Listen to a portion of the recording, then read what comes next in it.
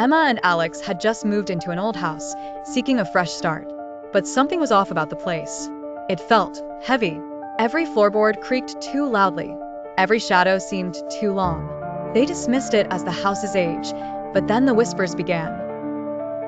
One evening, Emma sat reading when she heard it. A soft whisper, barely audible.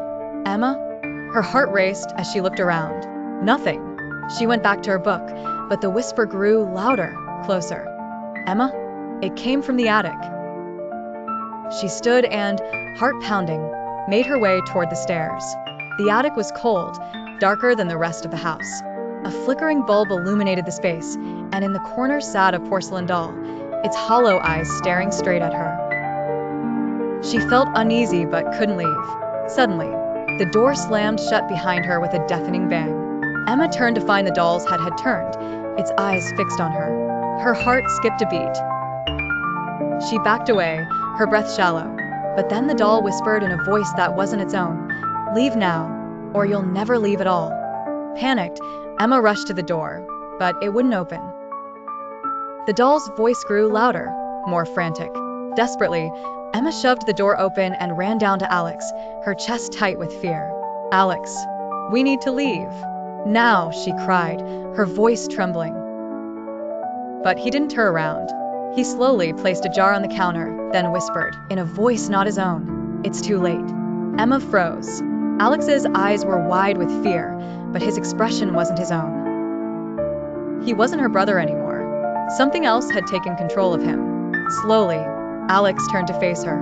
"It's already inside of us, Emma. We can't escape it." The air around them grew colder, the shadows closing in. Emma's mind raced. She had to do something. She grabbed a random book from the shelf, an old leather-bound volume, and opened it.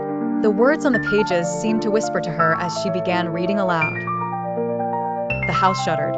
The walls groaned as the temperature dropped even further. Emma's words echoed through the house, amplifying the presence. The floor beneath her cracked, splintering as if alive.